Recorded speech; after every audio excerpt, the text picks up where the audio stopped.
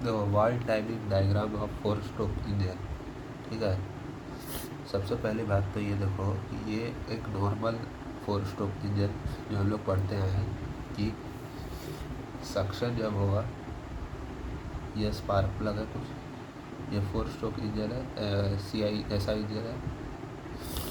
यहाँ during suction ये inlet valve open and exhaust valve close. ठीक है, फिर जब ये TDC से BDC की ओर सक्शन हो जाता है इसका, ठीक है, तो फिर कंप्रेशन के दौरान ये दोनों वाल्व क्लोज।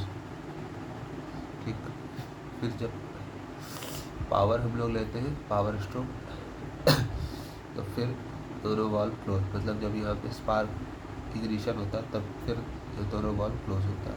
फिर फाइनली जब ये BDC से TDC जाता है एग्जॉस्ट स्ट्रोक में, तो inlet valve close, exhaust valve open होता है। तो क्या होता है सक्शन के दौरान इनलेट वाल्व और एग्जॉस्ट वाल्व, ठीक है, सक्शन, कंप्रेशन, पावर और एग्जॉस्ट।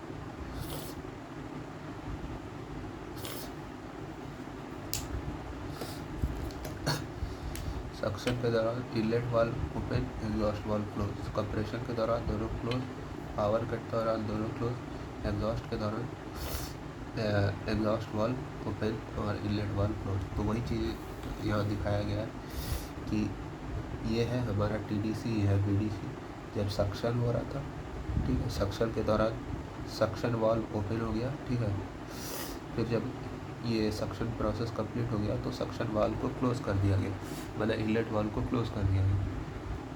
फिर उसके बाद जब कंप्रेशन हुआ तो वहाँ पे सक्शन वाल्व क्लोज था और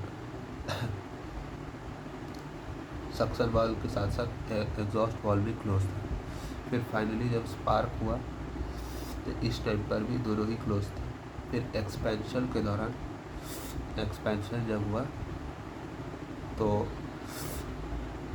सक्शन के दौरान दोनों क्लोज था, ठीक है, सक्शन वाल्व ओपन था, एग्जॉस्ट वाल्व क्लोज था।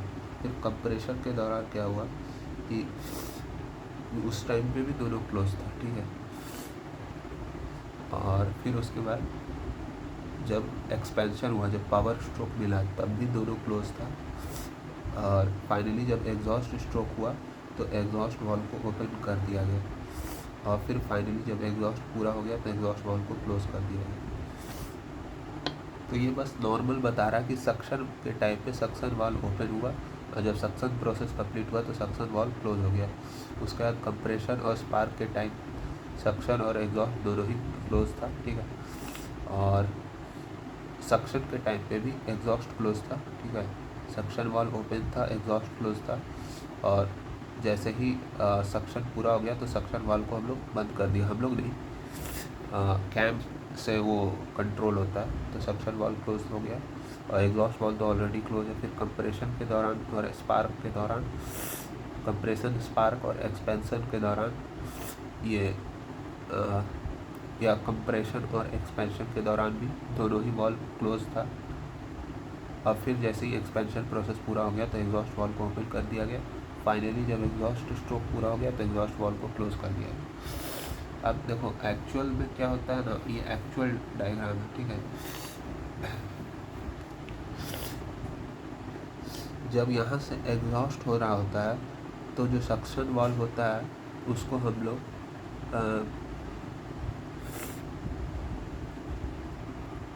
जब एग्जॉस्ट हो रहा होता है तो एग्जॉस्ट वाल्व ओपन होता है, ठीक है। फिर उसको हम लोग क्या करते हैं कि एग्जॉस्ट वाल्व तो ओपन था, वहाँ से गैसेस बाहर निकल रहा था। अब जब एग्जॉस्ट स्ट्रोक पूरा भी नहीं हुआ, उससे हम लोग क्या किए,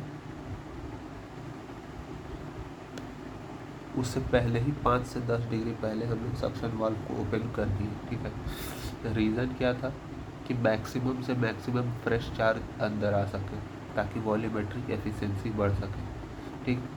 फिर उसके बाद अब देखो जैसे सक्शन का प्रोसेस कंप्लीट हुआ, उसके बाद जब कंप्रेशन का प्रोसेस चालू हुआ तो ठीक है, जब कंप्रेशन का प्रोसेस चालू हुआ तो भी हम लोग जो है एग्जॉस्ट सक्शन वाल्व को बंद नहीं किए, ठीक है। 20 से 30 डिग्री अभी भी हम लोग सक्शन वाल्व को ओपन ही रखे हैं। ऐसा क्यों किए, ये समझ में आ रहा है ना। पहले सक्शन हुआ था तो सक्शन वाल्व को हम लोग पहले एग्जॉस्ट हुआ, एग्जॉस्ट होने से पहले ही हम लोग सक्शन वाल्व को कुछ डिग्री पहले ही ओपन कर दिए ताकि ज़्यादा से ज़्यादा फ्रेश चार्ज अंदर आ सके, वॉल्यूमेट्रिक एफिशिएंसी बढ़े। फिर जब सक्शन का प्रोसेस कंप्लीट हो गया और कंप्रेशन का प्रोसेस चालू हुआ तो कुछ डिग्री तक हम लोग अभी भी सक्शन वाल्व को ओपन रखे हैं। रीज़न क्या है कि देखो, रीज़न ये है कि जो फ्रेश चार्ज, देखो ये BDC से TDC की ओर जा रहा था तो यहाँ पे जो फ्यूल पार्टिकल बैठे हुए उनका कंप्रेशन होगा, ठीक है। और अभी भी इनलेट वाल्व ओपन है, ठीक है। तो इनलेट वाल्व जब आ रहा था सक्शन के दौरान कार्बोरेटर से एयर फ्यूल का मिक्सचर जब आ रहा था तो इनका अपना एक मोमेंटम बन गया था जिसके कारण ये अंदर आया जा रहा था। तो हम लोग इस मोमेंटम का फ़ायदा उठाएं और कंप्रेशन प्रोसेस जब चालू हो गया तो हम लोग कुछ डिग्री तक इसको ओपन रखें इनलेट वाल्व को, ताकि मैक्सिमम चार्ज अंदर आ सके। नहीं देखते हो जब कोई बॉलर बॉलिंग करता है तो ऐसा थोड़ी होता है फास्ट बॉलर बॉलिंग करते ही क्रीज पर रुक जाता है, वो तो और रनअप लेता है ना, तब जाके उसका मोमेंटम स्टॉप होता है।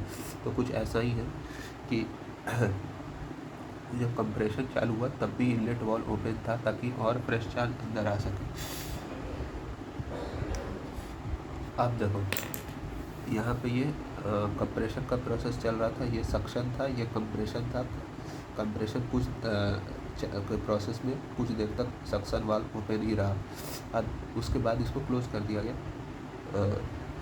उसके बाद जब ये प्रोसेस जो है कंप्रेशन का प्रोसेस फर्दर चल रहा था तो हम लोग ने क्या किया कि स्पार्क जो है 30 से 40 डिग्री, मतलब वो TDC पे पहुंचा भी नहीं था, उससे 30 से 40 डिग्री पहले ही हम लोग स्पार्क दे दिए, ठीक है।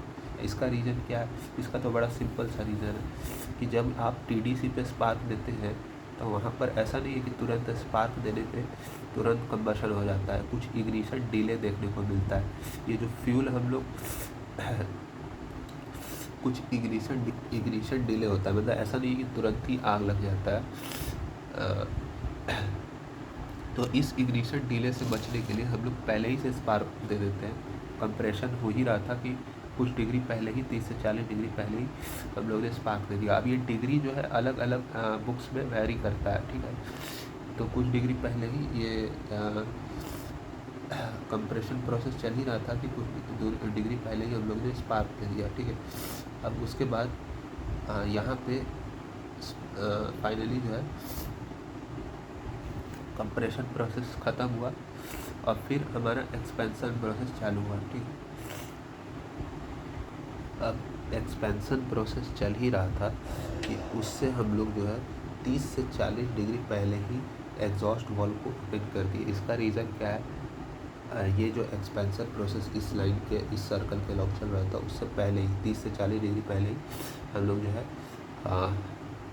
एग्जॉस्ट वाल्व को ओपन कर दिए। इसका रीज़न ये है कि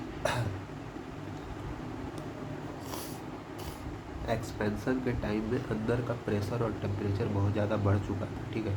तो हम लोग को ये रिक्वायरमेंट है कि जब हम लोग एग्जॉस्ट स्ट्रोक को कराएं तो आपको एक्स्ट्रा कोई वर्क ना देना पड़े उसको एग्जॉस्ट कराने के लिए, क्योंकि प्रेशर टेम्परेचर काफ़ी ज़्यादा बढ़ चुका होता है अंदर का। तो हम लोग क्या करते हैं, कुछ प्रेशर को रिलीज कर देते हैं पहले ही, एक्सपेंशन के दौरान ही कुछ प्रेशर को रिलीज कर देते हैं ताकि फाइनली जब हम एग्जॉस्ट कराएँ इसको एग्जॉस्ट स्ट्रोक में हमको कोई एक्स्ट्रा वर्क ना देना पड़े टू एक्सपेल द गैसेस। फिर यहाँ से एग्जॉस्ट वाल्व ओपन हुआ और फाइनली यहाँ पर जाकर के एग्जॉस्ट वाल्व क्लोज हुआ। मतलब ये एग्जॉस्ट वाल्व ओपन हुआ, एक्सपेंशन के प्रोसेस के ही ड्यूरेशन में ये ओपन हो गया था।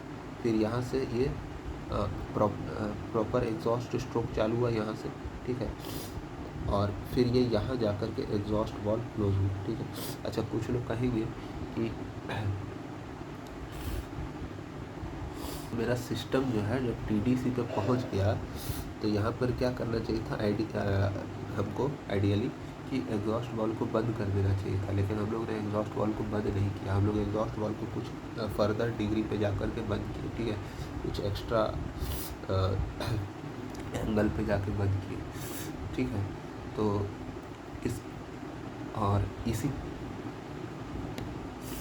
और ये जो टीडीसी पर जब ये पहुंचा था, ठीक है, यहाँ पर टीडीसी पे पहुंचा हुआ है, तो इस टाइप पर क्या है कि सक्शन वाल्व भी ओपन है और एग्जॉस्ट वाल्व भी ओपन है, ठीक है। इसी को कहते हैं वाल्व ओवरलैपिंग, ठीक है। तो कुछ लोग कहेंगे कि जब ये अपने टीडीसी पे पहुंचा यहाँ पर, तो ऐसा नहीं होगा क्या कि एग्जॉस्ट वाल्व भी ओपन है और ये भी ओपन है, तो यहाँ से जो एयर आएगा और ये जो एग्जॉस्ट गैसेस, ये जो क्लियरेंस हम लोग दे के रखे हैं, यहाँ पर कुछ एग्जॉस्ट गैसेस अभी भी बचे हुए हैं, ठीक है। तो इसको रिलीज़ करना तो ज़रूरी है ना, तभी तो फ्रेश चार्ज अंदर आएगा। तो इसको रिलीज़ करने के लिए हम लोग क्या करते हैं कि एग्जॉस्ट वाल्व अभी भी ओपन रखते हैं, टीडीसी से कुछ एंगल तक, टीडीसी से कुछ दूरी और ये ट्रैवल करेगा, तब जा कर के इसको बंद कर देंगे। तो ऐसा कुछ लोग बोलेंगे कि यहाँ से जब फ्रेश चार्ज अंदर आता होगा तो ऐसा बाहर भी निकलता है, ऐसा नहीं होता। ये उल्टा मदद करता है, इसको धक्का देता है और इसे बाहर निकालता है यहाँ से। तो ये जो रिसाइडुअल गैसेस हैं, इनको बाहर एक्सपेल करने में ये जो फ्रेश चार्ज है वो मदद करता है। तो ऐसा नहीं है कि वो बाहर निकल जाता है। तो ये और इस टीडीसी के और इसी प्रोसेस को जो धक्का मुक्का दे के बाहर निकालने का प्रोसेस है, उसको स्कैवेंजिंग कहते हैं। तो यहाँ से लेकर के यहाँ तक दोनों ही वॉल्व खुले हुए थे, ठीक है। तो ये वाला जोन जो है वाल्व ओवरलैपिंग है, मतलब दोनों वाल्व ओवरलैपिंग है, मतलब समझ गया। और 2 स्ट्रोक इंजन का वॉल्व टाइमिंग डायग्राम में कुछ है ही नहीं, उसे सिंपल किसी बुक से पढ़ लूँगी तो समझ आ जाएगा। तो आज के लिए इतना ही।